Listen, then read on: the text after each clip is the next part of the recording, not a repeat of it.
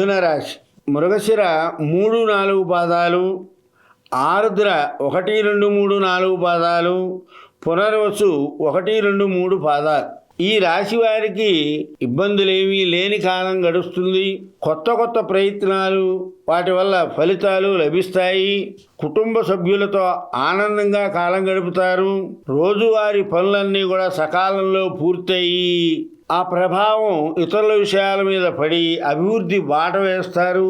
పెద్దల దర్శనం, పుణ్యక్షేత్ర దర్శనం, భక్తి కార్యాల దృష్ట్యా ఈ నెల మొత్తం కూడా ఆనందంగా కాలం గడుపుతారు.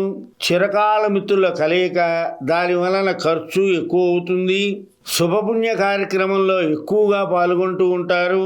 లగ్న కురుడు కారణంగా ఉద్యోగస్తులతో విరోధం ఏర్పడుతుంది.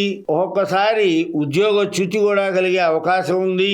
అధిక ఖర్చులు జరుగుతూ ఉంటాయి. కుటుంబ సభ్యులతో ఆనందంగా ఉంటారు. వాహన లాభం చేకూరుతుంది.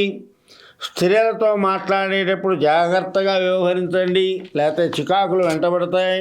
నూతన వ్యక్తులతో పరిచయం వస్తుంది. దాని మూలంగా వ్యాపారాభివృద్ధి జరుగుతుంది. సోదరులతో విరోధం వస్తుంది. ప్రతి పని యందు కలహాలు వస్తాయి. చాలా జాగ్రత్తగా ఉండాలి. ఆదాయానికి మించిన ఖర్చు చేయవలసి వస్తుంది. అంటే పనులన్నీ సక్రమంగా జరుగుతూ ఉంటాయి కాబట్టి ఆదాయానికి మించిన ఖర్చులు చేయాలి. ప్రయాణాలందు జాగ్రత్త అవసరం. వాహనాలు నడిపేటప్పుడు కూడా జాగ్రత్త అవసరం. ఫైనాన్స్ వ్యాపారస్తులందరికీ అనుకూలంగా ఉండే కాలమే. బాకీలన్నీ కూడా నిదానంగా వసూలవుతాయి. కోర్టు వ్యవహారాల్లో ఉన్నవారికి సత్ఫలితాలు లభిస్తాయి. ఎవరిని నమ్మి ఏ విధమైనటువంటి హామీలు ఇవ్వవద్దు. ఒకవేళ హామీ ఉంటే నిందలకు లోనవుతారు.